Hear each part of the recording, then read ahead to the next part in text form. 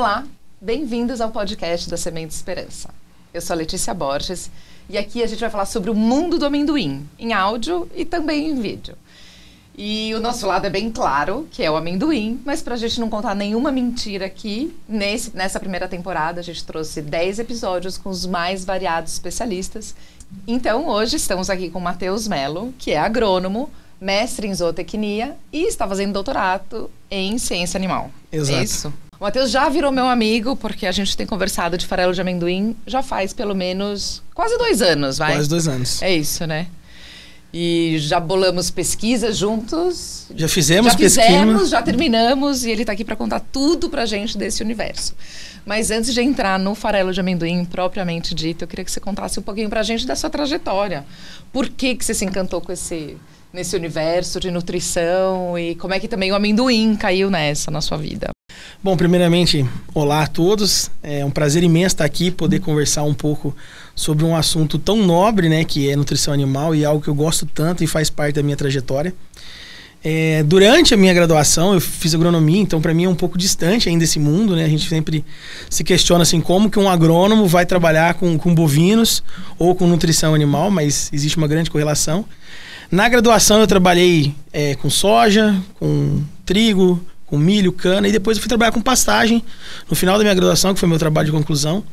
E aí eu comecei a ter um pouco mais de proximidade com esse mundo. Minha família já tinha propriedade, a gente sempre teve contato, e aos poucos eu fui aproximando mais, e fiz meu estágio curricular numa loja, terminei a minha graduação e acabei indo trabalhar com cultivo de banana, que era algo totalmente diferente. Mas dentro dessa loja, na época, apareceram muitas oportunidades de trabalhar na área de nutrição animal e continuar na área de pastagem. Então eu atendi essa área de banana e continuei trabalhando com pastagem, sempre com algum tipo de enfoque. Isso lá em começo de 2019. Aproximadamente no meio de 2019, eu optei por sair da empresa onde eu trabalhava, montei uma consultoria própria, fui trabalhar com um projeto de banco, que era projeto Safra, algo bem diferente. E nesse processo eu comecei a atender alguns clientes e eu senti muita necessidade de me especializar. Uhum. Eu sempre tive vontade de ser um técnico a ser buscado no mercado. Eu sempre quis ser referência para alguém, porque eu tinha minhas grandes referências e eu achava isso muito bacana, poder um dia estar no patamar que essas pessoas estavam. Então foi isso que eu busquei. E aí, conforme foi passando o tempo, eu comecei a encontrar algumas opções e eu tinha alguns amigos em Jaboticabal, amigos de República, amigos da minha cidade e que estavam aqui. E eu comecei a buscar algo nessa região porque era algo que eu gostava. Logo surgiu a oportunidade de trabalhar com o professor Ricardo Reis, que hoje é meu orientador. E fez grande parte da minha história e me deu muitas oportunidades.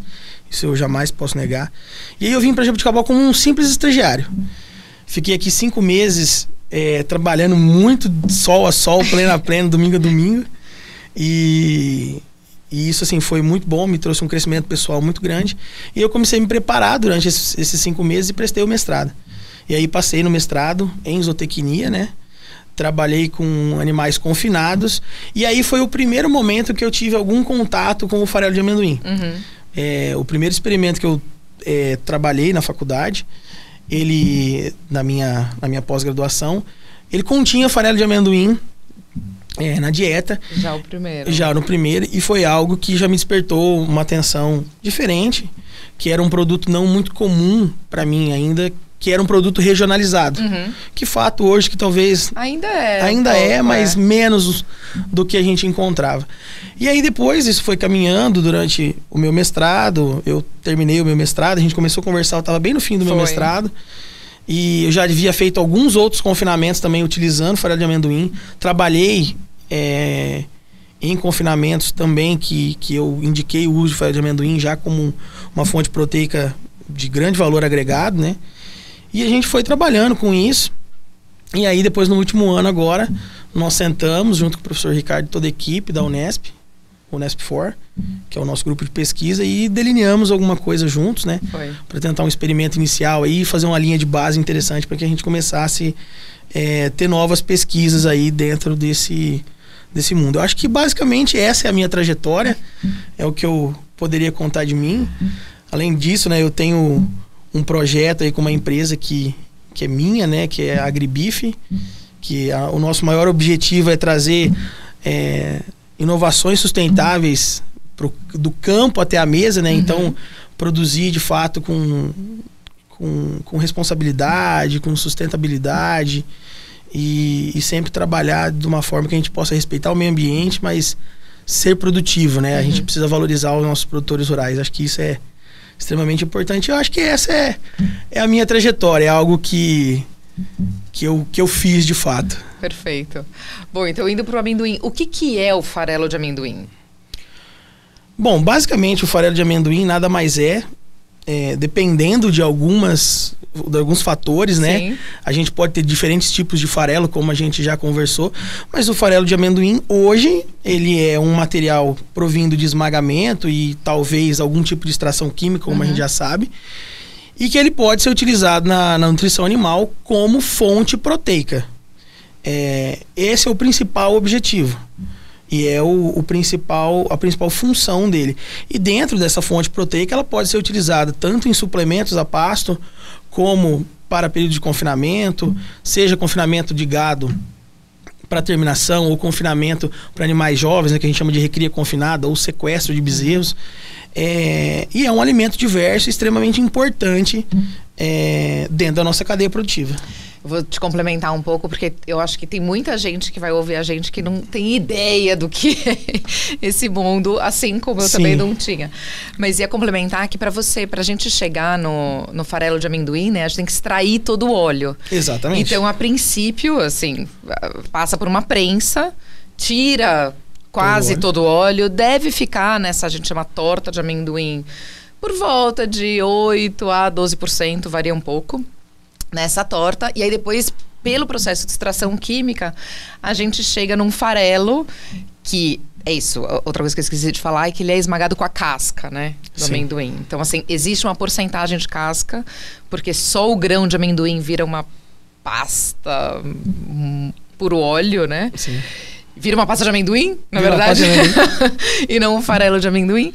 E aí, no processo de extração química, a gente tira quase todo o óleo, fica de 1 a 3% de óleo. E aí, é essa diferença que a gente chama de farelo gordo e farelo magro, né? Só para começar a introduzir um pouco esse assunto. Sim. E é isso, nesse farelo magro tem 1% até 3% de óleo, o farelo gordo 8%, posso falar isso? Por aí, nessa faixa. Por aí, né? É o que a gente costuma encontrar, né? Entre 8, não mais que 10, não menos que 6 para farelos do tipo gordo, mas sempre dentro dessa quantidade específica. Explica um pouco melhor, então, qual que é a diferença e para que serve cada um desses farelos, o gordo e o magro? Ok, vamos lá. Bom, para a gente poder fazer um contexto melhor, vamos falar um pouquinho de nutrição animal primeiro, um pouquinho de ruminante, para que os nossos ouvintes possam entender exatamente do que a gente está falando. O ruminante, ele é um animal fantástico. Ele tem uma capacidade de transformar alimentos de baixa qualidade em uma proteína de riquíssimo valor, que é a carne vermelha. E amplamente consumida em todos os lugares do mundo. Então, o que a gente precisa entender? O ruminante, ele só tem essa capacidade porque ele tem uma grande câmara fermentativa que nós chamamos de rumen, que dá ao animal o nome de ruminante. Dentro desse rumen, nós temos diversas bactérias ali que são responsáveis por fermentar esses produtos e gerar, então, ácidos graxos e aminoácidos que vão contribuir para todo o crescimento do animal e o desenvolvimento pleno dele. Nesse contexto, a gente precisa entender que essas bactérias, elas são sensíveis à gordura no geral, aos lipídios e ao que a gente chama de extrato etéreo, que propriamente é o nome que nós damos para a gordura da dieta que o animal recebe. Então, o que acontece? Dentro do farelo magro, nós temos um farelo que leva de 45 a 48, em alguns momentos um pouco menos, mas o nosso padrão seria 45% de proteína, valores de fibra abaixo de 18%, e aí o extrato etéreo no máximo que a gente gostaria é 2%, né? Para vocês da indústria é extremamente importante quanto menos melhor. Que esteja mais baixo.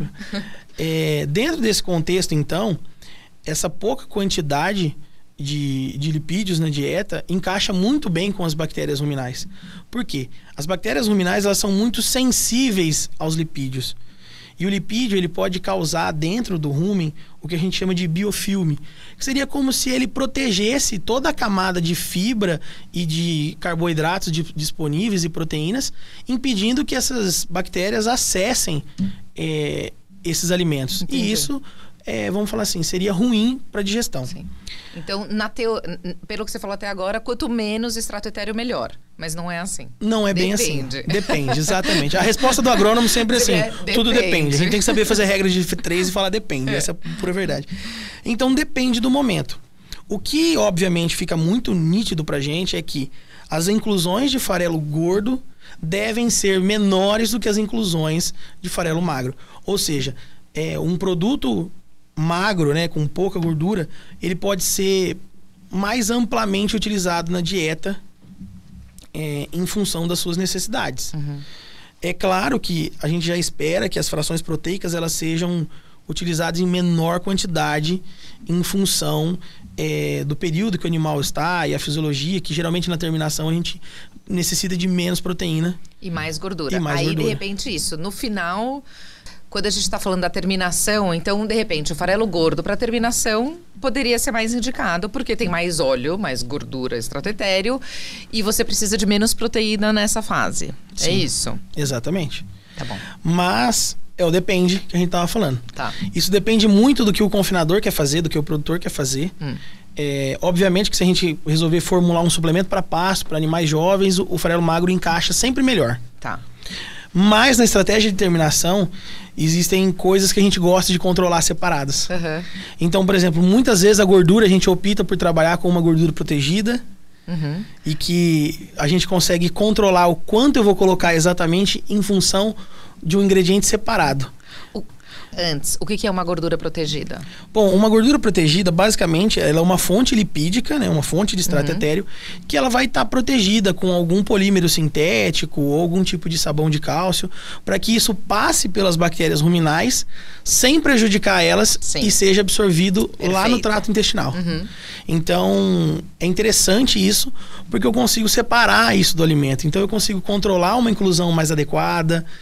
Inclusive, quanto você quiser, independente das outras fontes, né, dos outros alimentos. O que a gente precisa entender, por exemplo, que todos os alimentos trazem extrato etéreo. Então, devagarzinho, a dieta ela vai compondo extrato etéreo assim, ó.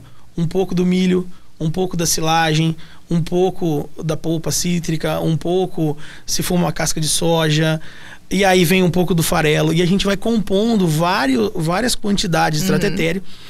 E a briga maior nossa é que isso não pode passar de 6%. Tá. Bom, então, essa era uma pergunta que eu ia fazer, mas você já começou a falar sobre isso, que é nichar, então, o que cada produto consegue entrar. Então, você falou que, de repente, o farelo magro de amendoim, ele entra melhor para gado jovem. E você falou mais alguma coisa? E de engorda, não? E de... Engorda também. Terminação. Terminação, tá bom. A gente pode, dentro desse caminho, encontrar vários nichos específicos. Uhum.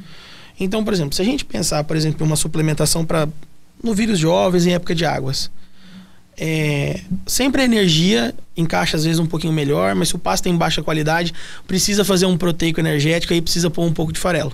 Ou uma fonte proteica que pode ser o farelo, no caso. Quando a gente já leva para a época de seca, por exemplo, a gente tem uma disponibilidade de energia um pouco baixa, não fica muito bem, o pasto não entrega tudo que precisa. Talvez um farelo gordo nesse momento possa ser melhor para suprir essa demanda energética e proteica ao mesmo tempo. Maravilha. Considerando que o lipídio, né, ele é 2,25 vezes mais eficiente que o carboidrato. Então ele gera mais energia para o animal, mas tem essa limitação que a gente estava comentando. Tem uma outra limitação também de estoque, rancificação, né? Quanto mais óleo você tem, sim, mais você tem que cuidar disso e você tem um espaço, um tempo mais curto para ser utilizado. Sim, esse problema, ele é um problema grave para produtos ricos em óleo. A rancificação de fato ocorre com muita facilidade, até se a gente for pôr na ponta do lápis. E aí isso, por exemplo, assim, impede que o produtor faça contratos de compra muito grande, ou até mesmo se ele tem um armazenamento bacana, um espaço para armazenar, isso acaba ficando retido a um volume que ele consome, por exemplo, dentro de 30 dias, dentro de 40 dias, para que aquilo não rancifique. Então é complicado. E precisa de todo um cuidado especial, de uma limpeza muito bem feita do box, né? Que a gente chama o lugar em que nós colocamos o farelo dentro das propriedades. Se isso vir a granel, se vir ensacado, tem que ter um cuidado especial com a sacaria também. Então são detalhes assim que são importantes e que os produtos que carregam muita umidade ou muita gordura acabam causando problemas de armazenamento. A gente já é conhecido pra gente. Já estamos cansados de falar disso, né? Já estamos cansados de falar disso. A gente briga muito mais hoje, que é um assunto que acho que a gente vai chegar mais pra frente, sobre as condições de armazenamento dos produtores, que influenciam demais no processo final que a gente tem. Na qualidade do alimento, porque Exatamente. Às vezes sai com uma qualidade ótima da fábrica, mas chega lá, mas não tá bom o produto. Claro, se armazenou mal, o que eu posso fazer, né? Mas aí também a má fama dos alimentos vão se criando também por isso, né? Sim, com certeza. E isso, a gente estava falando... dietas ricas em gorduras e que são ricas em energias, né? Em energia A. E dietas mais frouxas. Essa diferença de dieta quente e dieta frouxas pode... Sim, como é que fica basicamente, essa nomenclatura para quem... Não, a gente fala dieta quente, né? E dieta mais frouxa, ou dieta de alta energia e baixa energia. Isso tudo são influências de como o nutricionista, propriamente dito, vai operar dentro da fazenda e o que ele escolhe. É claro que isso tem muita relação com o que o produtor quer trabalhar também. O que a gente tem visto com muita facilidade, e aí eu vou poder explicar um pouco mais sobre isso, né? As dietas quentes, elas têm altos níveis de concentrado. Então, a gente vai colocar um pouco mais de farelo na dieta, a gente vai colocar um pouco mais de milho na dieta, um pouco mais de casca de soja, e pouquíssimo volumoso. Nós vamos trabalhar com uma silagem de milho em baixa quantidade, uma silagem de capim em baixa quantidade, um volumoso, por exemplo, como um bagaço de cana em pouca quantidade. E vamos trabalhar explorando os concentrados. O que gera isso, né? Altos níveis de energia, ganho de peso excelente, mas também requer mais cuidados em função da energia. Já nas dietas mais frouxas, a gente tem níveis mais altos de volumoso. Estão trabalhando aí com níveis de 35%, 40%, 45% de volumoso. E essa dieta, então, ela vai ficar com um espaço menor para a gente trabalhar com energia propriamente vinda de carboidratos rapidamente fermentáveis, como o milho, como eu comentei. E aí um pouquinho menos de farelo e núcleo mineral e etc. Então, essa dieta, ela fica um pouco mais leve para o animal consumir. Essa dieta seria uma salada com um bife. A dieta quente seria a feijoada, assim, ela vem completa, assim, e entra pesando no animal. Então esse é o sentido, né? E o que a gente tem observado cada dia mais é que confinadores novos no ramo trabalham com dietas mais brandas em energia, né? Dietas mais frouxas. E aí, com o passar do tempo, ele vai evoluindo esse processo até chegar numa dieta quente. Quando você fala que requer mais cuidado, você quer dizer que a dieta frouxa é mais difícil de errar? Assim, é isso? Os erros causados pela dieta frouxa... Causam menos danos. Causam menos danos. Entendi. Porque o que a gente tem que entender, por exemplo, assim, é que o ruminante, ele evoluiu, né? Lá da era glacial pra cá, até ele chegar no ruminante comercial que a gente tem hoje, ele evoluiu comendo pasto. Nos últimos, vamos falar assim, no último milênio aí, se selecionaram animais e começaram a introduzir carboidratos, né, na dieta, milho moído, enfim, trigo moído, arroz, que por incrível que pareça é utilizado. Gente, o ruminante é um bicho assim fantástico, até chocolate você pode dar para ele, desde que a quantidade seja certa. Então, existem muitos pontos aí que podem ser utilizados. Ótimo. Então, ele evoluiu comendo pasto, né, voltando ao foco. Quando a gente começa a inserir grãos na dieta, esse animal não tem um aparato, vamos falar assim, gastrointestinal, para ir absorvendo isso bacana. Então, em altos níveis, a chance da gente ter alguns problemas fisiológicos, né, que a gente chama de problemas metabólicos, é maior. Por exemplo, uma acidose, seja ela aguda ou subclínica, que são diferentes níveis, mas a aguda é muito mais causada pontualmente, né, aquela doença metabólica que atinge rapidamente o animal e ele entra em declínio, começa a perder apetite, já fica mais parado, e muitas vezes a gente acaba perdendo o animal nesse sentido. Entendi. E a subclínica é um dano mais assim a longo prazo. E isso traz laminite, timpanismo, outros grandes problemas metabólicos. Nem vou perguntar o que é isso. É tudo muito complicado. Que é muita coisa pra mim. Mas assim, o ponto foco é o seguinte, né? O grande foco é que dietas de alta energia, elas estão mais propensas a problemas metabólicos, né, no animal, e que dietas mais frouxas causam menos riscos ao animal. Tá bom. Então, dentro desse contexto, a gente pode aproveitar mais disso para confinadores jovens no ramo e crescendo. Mas que isso não que isso não aconteça também em confinadores experientes, né? Às vezes um erro de dieta, uma dieta mal dimensionada, tudo isso, uma mudança de alimento. Eu tinha um farelo do fulano de tal e aí eu vim para um outro farelo e aí errei. Não, e é bom lembrar que nem vou usar o farelo de amendoim como exemplo para não dizer que eu tô falando bem do farelo da Semente Esperança. Mas vamos falar de DDG. Existem farelos e farelos. Existem quem produz bem e outras que não tão bem. Né, assim, Sim. Mesmo falando de um tipo, tem que ter muito cuidado de onde vem. Tem. Na verdade, assim, a indústria que depende de subprodutos, né, no geral, né, os coprodutos que a gente trabalha, ela sempre está muito sujeita a variações.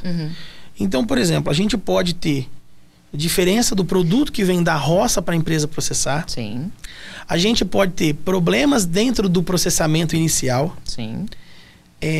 A gente pode ter problemas durante a fabricação do produto. E a gente tem os problemas pós-fabricação. Então, você tem muitos nichos que podem causar diferenças nesse produto final. O que acontece? Quando a gente trabalha com farelo de amendoim, por exemplo, eu acredito que a gente tenha menos chances de ter erros. Porque é uma cultura mais padronizada, propriamente dito. Você não tem muitas cultivares de amendoim, você não tem muitas formas de cultivo, você tem um padrão um pouco mais próximo. E aí dentro da indústria você segue um padrão também. Que aí nós temos, como a gente estava falando, ou o farelo magro, que vão passar por 2 processos, que seria o esmagamento e o processo químico, e o farelo gordo, que é apenas o esmagamento.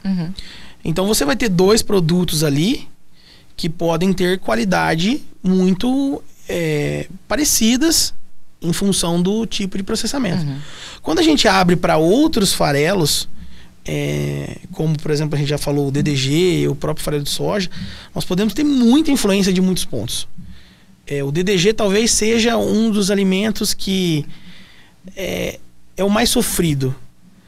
O DDG é um produto destinado à indústria do etanol de milho, né?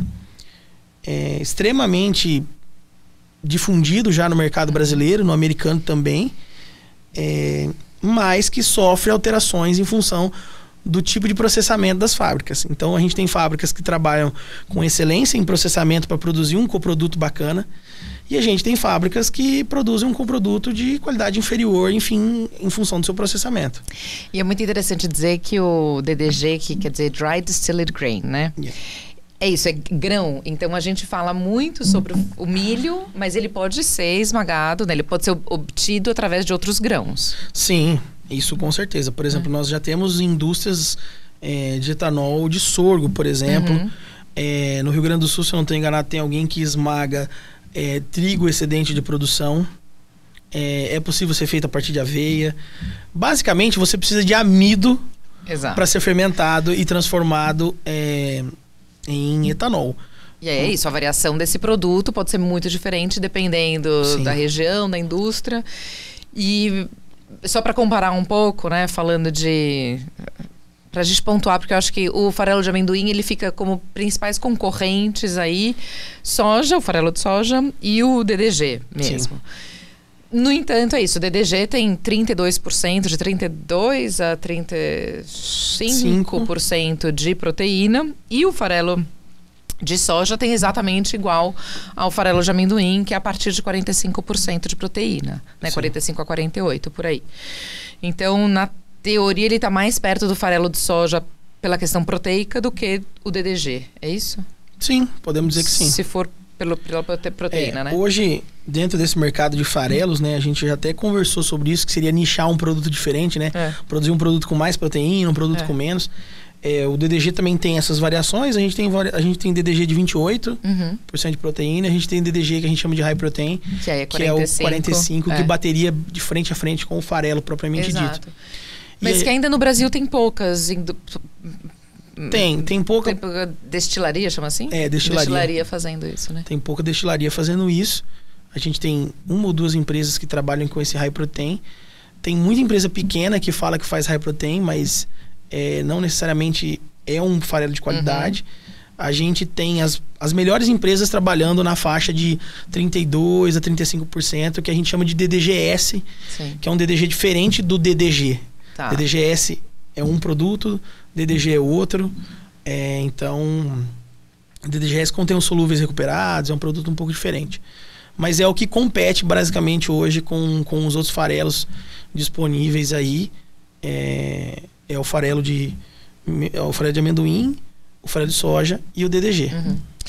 E por que bom, acho que a gente até já falou um pouco isso, né? Que o farelo de amendoim ele não pode ser consumido por humanos justamente por causa da casca que a gente faz no processamento, né? Não seria uma pasta de amendoim e aí iria para consumo humano.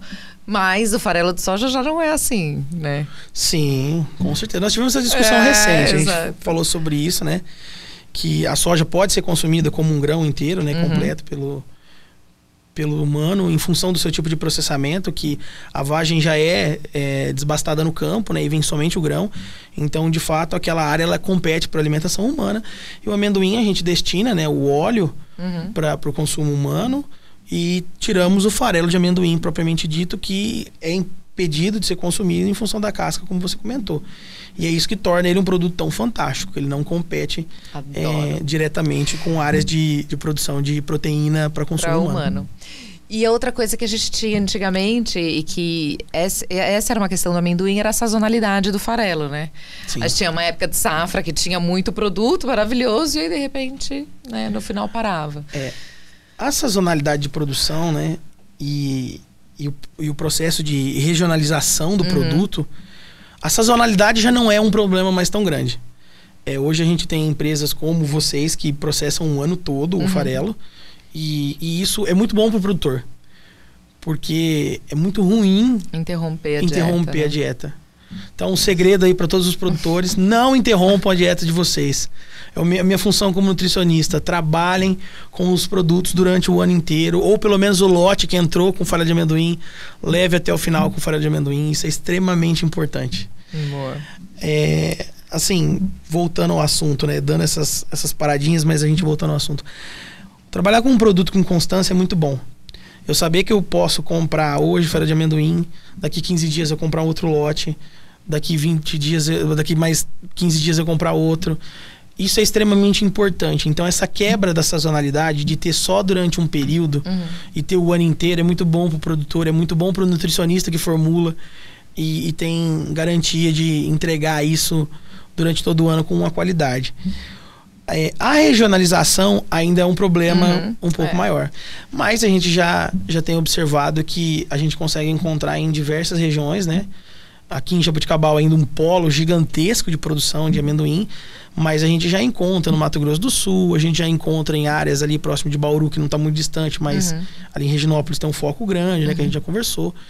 Nós fomos lá próximo de Frutal. De Minas, assim, tem muito também, tem bastante. Então, por exemplo, já é um produto bem difundido. É claro que as empresas de processamento desse material talvez não sejam tão difundidas. E isso regionaliza o produto de novo. Mas é claro que hoje nós temos muita tecnologia embarcada, tanto em frete, transporte, em produção, e empresas ampliando, né, e trazendo o produto em outras regiões. Assim como a cultura do amendoim tem crescido bastante também. Acho que é uma das poucas culturas que nos últimos 10 anos cresce todo ano a área plantada, Cresce todo ano. E cresce produtividade também. Isso é muito é impressionante. Fantástico, A aflatoxina, assim como várias micotoxinas, né? Elas são amplamente já conhecidas. Todo mundo é muito bom em falar, porque farinha de amendoim tem aflatoxina. Isso é um fato, assim, inevitável. A gente sabe que de fato acontece, né? É natural de um produto que está dentro do solo e um fungo do gênero Aspergillus que contamina o material e pode causar a aflatoxina. A gente chegou até na discussão, né, que a película ali, que propriamente dito tem mais aflatoxina, né? E então, assim, as micotoxinas, na verdade, elas podem causar danos principalmente hepáticos no animal e no sistema nervoso, principalmente. A aflatoxina está muito relacionada principalmente ao hepático, né? Aos danos ao fígado, para ser bem direto.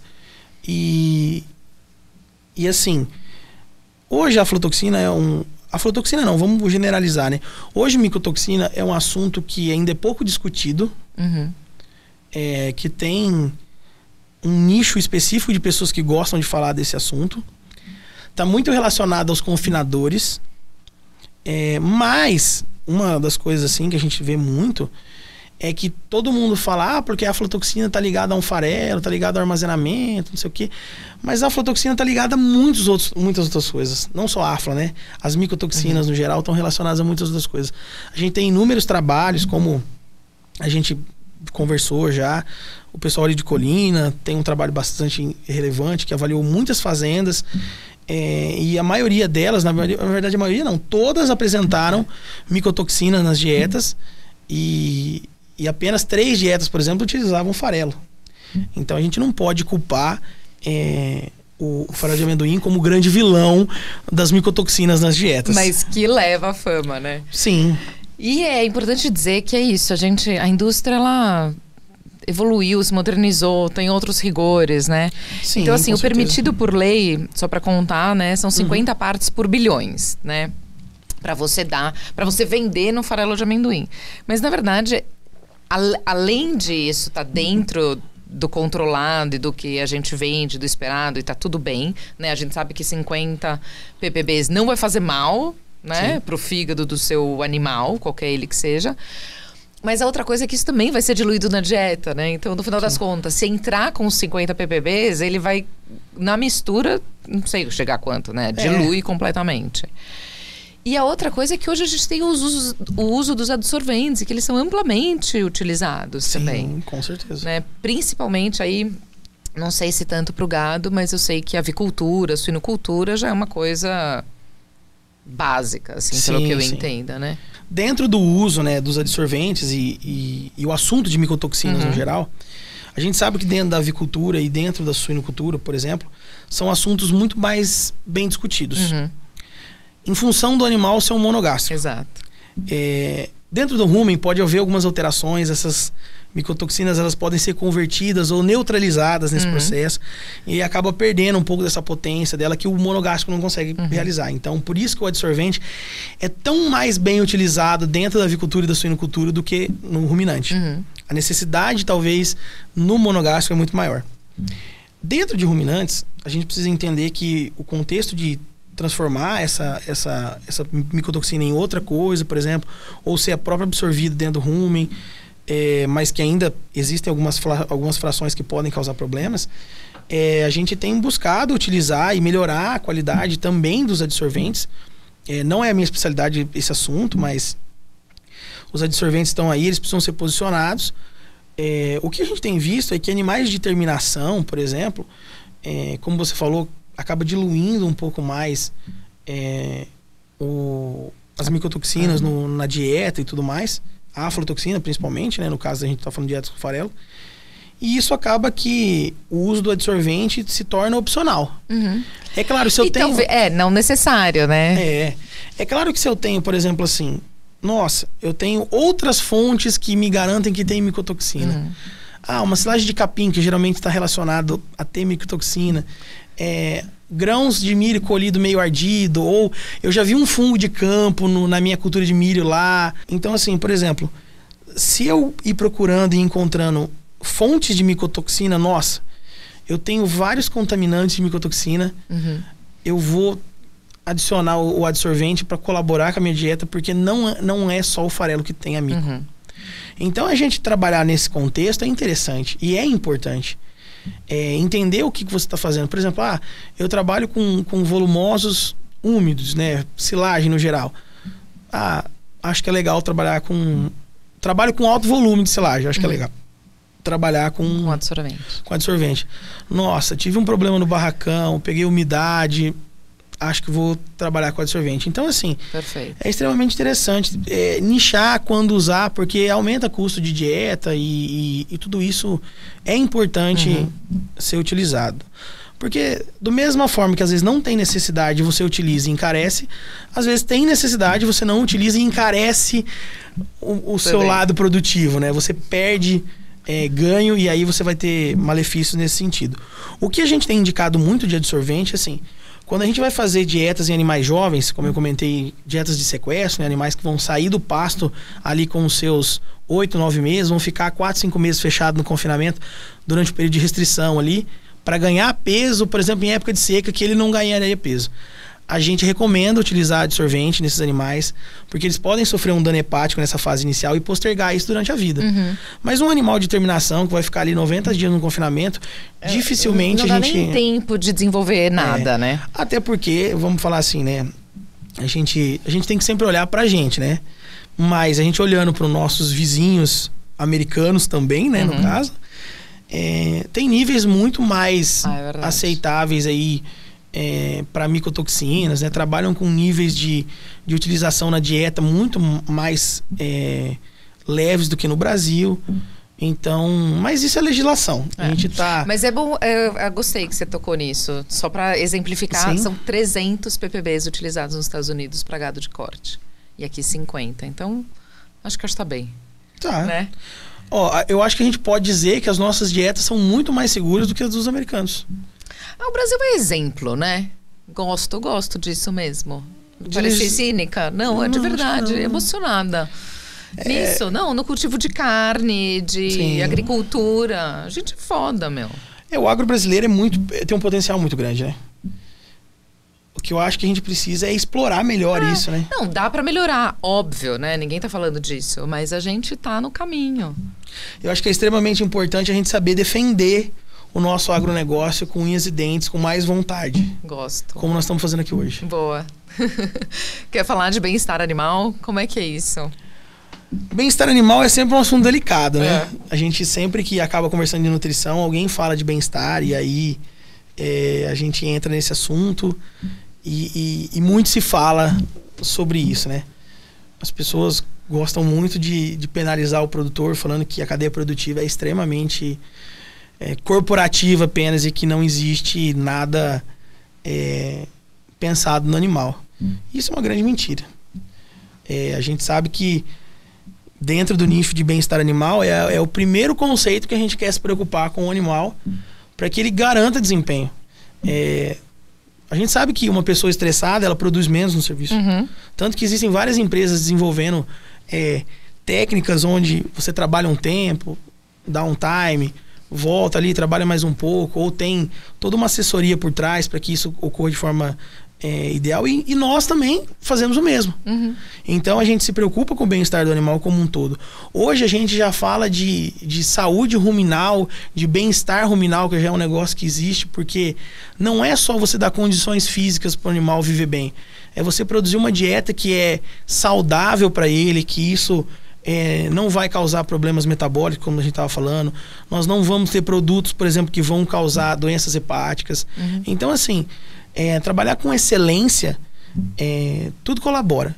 E assim, gente, absolutamente ninguém, quer um boi passando fome, passando sede, tomando água suja. Passando estresse, porque ele não vai produzir. A gente quer um animal calmo, feliz, que tá ali sossegado, pasteja, deita, come bem a dieta, brinca, interage. Por exemplo, hoje a gente já faz enriquecimento ambiental nos confinamentos, principalmente para gado de leite confinado, né? O que quer dizer enriquecimento ambiental? Enriquecimento ambiental, basicamente, é assim: você trabalha numa empresa, por exemplo, aí você arruma uma bolinha daquela de compressão que você fica assim. Sei. Aí quando você tá Nossa, trabalhei muito tempo. Aí você pega ela ali e tal, dá uma relaxada. Fica amassando na mão, né? Fica amassando na mão. Por exemplo, o bovino adora se coçar. Então a gente coloca, por exemplo, assim, esfregões em lugares específicos. Então, por exemplo, o bovino vai lá e se coça e relaxa. Tem alguns lugares para gado de leite que o pessoal pendura pneu, bola para o animal interagir. Então, por exemplo, isso para gado de leite é muito comum a gente ver. Para gado de corte não tanto, mas gado de leite, como ele fica confinado bastante tempo e é um animal de produção contínua, a gente vê bastante disso. E é muito interessante. O animal relaxa e faz muito bem. Muito bom. E eu acho que faltou só uma coisa de falar da aflatoxina que eu esqueci, mas falando que as micotoxinas não... Vou afirmar aqui, mas você me corrige, tá? Sim. Elas não passam para carne nem para o leite. Não, exatamente. Então, fiquem tranquilos também no consumo humano, né? Sim, que não certeza. só não está fazendo mal para o animal, não está, Sim. E também não vai fazer mal para o ser humano. A aflatoxina, né, e várias micotoxinas, elas não têm nenhum processo onde vai se aderir à carne, né? E causar malefícios, por exemplo, né? É diferente de um consumo do grão direto, por exemplo, que pode ter alguma coisa. Mas a carne em si ou o leite, não há ainda, assim, medidas que comprovaram, por exemplo, que há presença. Inclusive, eu vou me corrigir aqui, porque de carne eu já li vários estudos que não passa, mas leite existe sim, parece uma porcentagem. E se não me engano, se tiver alguém aí para me corrigir, 2%. Então, 2% do que entra, sai. É tipo... É muito pouco. É muito pouco, é nada. Né? A cadeia do leite, para mim, é uma coisa que eu não mexo muito, né? Para mim, é até relativamente novidade, né? Eu também não trabalho muito com leite, mas dentro da pecuária de corte, propriamente dito, a gente é bem conhecido que não tem efeito de micotoxina ou resíduo de micotoxinas na carne. Isso é bem validado. E a gente tem algum estudo falando sobre a utilização do farelo de amendoim e o marmoreio, maciez na carne? Como que funciona isso? Esses estudos, assim, dentro da parte acadêmica, né, eles são estudos relativamente caros, né, e difíceis de se produzir, né. Geralmente, esses estudos, eles são mais realizados com fontes energéticas. Então, explora o potencial energético das dietas, né. Então, se trabalha com diferentes fontes de carboidratos, por exemplo. Mas, por exemplo, pode-se utilizar um farelo que tem uma gordura talvez um pouco maior para fazer um estudo desse tipo. Agora, em questão qualitativa, né, em sabor, maciez, não pensando só em gordura, eu particularmente não conheço trabalhos que tenham avaliado, por exemplo, inclusões de farelo talvez um pouco mais altas, ou a comparar uma dieta com farelo contra uma dieta com DDG, ou contra uma dieta com farelo de soja, né, um farelo de amendoim no caso. Não vi esses estudos. E vamos falar para... Não sei se a gente falou sobre tudo que a gente queria. Não falamos sobre estudos, né? O estudo que a gente fez. Exatamente. Esse ano, o ano passado e os próximos que a gente está aí. Sim. Bom, ano passado a gente fez um estudo de confinamento, né? Que foi bem interessante. Nós fizemos comparações do farelo de amendoim com o DDG. Com o DDGS. Com o DDGS, exatamente. Falei. Vamos pontuar, né? Então, nós comparamos dois produtos de excelente qualidade, né? Produtos, assim, do nível da prateleira de cima. E obtemos resultados extremamente semelhantes, né? Então, nós provamos que utilizar DDG ou utilizar farelo de amendoim nos tem a mesma disponibilidade e nos dá o mesmo desempenho. Então, não é para falar que o farelo de amendoim, porque tem aflatoxina, vai dar menos desempenho e o DDG vai dar mais. Não, as duas dietas, elas têm potencial de gerar o mesmo ganho. Então, nós comparamos e chegamos a um dado interessante aí. Essas dietas, elas foram feitas em que a gente chama de isoproteicas e isoenergéticas. Então, elas continham a mesma quantidade de proteína e a mesma quantidade de energia. Então, em função disso, né, a gente já sabe que, por exemplo, eu posso gerar um espaço maior na dieta para energia, né? O volume que eu vou colocar de farelo de amendoim é menor do que o volume de DDG. Isso num confinamento comercial, como a dieta não vai ser isoenergética, o confinador tem a capacidade de colocar mais energia na dieta. Então, o farelo de amendoim pode ser uma estratégia chave para que o confinador abra espaço dentro da dieta para colocar mais energia advinda de uma fonte de carboidrato ou uma gordura protegida, como a gente já falou aqui anteriormente, e trabalhar dentro do nicho dele. Perfeito. E quais os outros estudos que estão por vir e o que a gente deveria focar mais, assim, daqui para frente? O que a gente não sabe que seria interessante saber? Olha, a gente tem muito para explorar dentro desse nicho, né? De farelos. É claro que é um mundo novo ainda. Nós já estudamos muito farelo de amendoim no passado, só que o produto evoluiu muito nos últimos anos. A gente tem uma padronização totalmente diferente. O grão mudou muito. O grão mudou muito. As cultivares novas são diferentes, né? O potencial oleaginoso e o que gera de coproduto depois é totalmente diferente. Então, assim, acho que nós precisamos gerar novos perfis, por exemplo, de aminoácidos, do produto em si. Gerar perfis, por exemplo, do que o farelo de amendoim pode interferir dentro do rumen, estudar a microbiota ruminal e se ela é influenciada pelo farelo, seja ele magro, seja ele gordo. É interessante uma comparação entre os dois também. Legal. Ver esses efeitos que a gente comentou, efeitos tóxicos do lipídio em cima do processo. E agora sim, o que a gente tem mais de oportunidade, que a gente quer muito trabalhar, são os efeitos do farelo de amendoim utilizado em sistemas de suplementação a pasto. Então, trabalhar com esse farelo de amendoim como um suplemento a pasto, pronto, digamos assim, né? Um suplemento de alta proteína ali. Talvez a gente precise no futuro equilibrar um pouquinho de energia, como a gente comentou, mas hoje estudar essas interações seja bem interessante. Muito legal. Muitíssimo obrigada por esse papo. Imagina, eu que agradeço. Só tenho a agradecer. Para mim foi um prazer imenso estar aqui com vocês e poder conversar um pouco. Espero que isso seja difundido, que todo mundo que ouvir possa aproveitar um pouco dessa nossa conversa. Que eu acho que é com comunicação que a gente desmistifica os mitos que a gente tem aí. E extremamente importante a gente falar que nós, como a gente falou, nós produzimos uma pecuária de excelente qualidade, carne de excelente qualidade, padrões ideais. O que a gente precisa mesmo é saber falar um pouco mais do que a gente faz, para que a gente possa defender melhor o nosso agronegócio. Gosto. Muito obrigada. Imagina, eu que agradeço. Bom, para finalizar, então, vamos falar aqui das redes sociais. Nos sigam no @seeds_esperanca e no @mandubim também. E conta, Matheus, qual é a sua...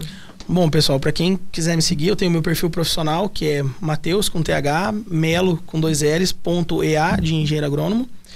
E tem também o Instagram da consultoria, que é Agribif Consultoria.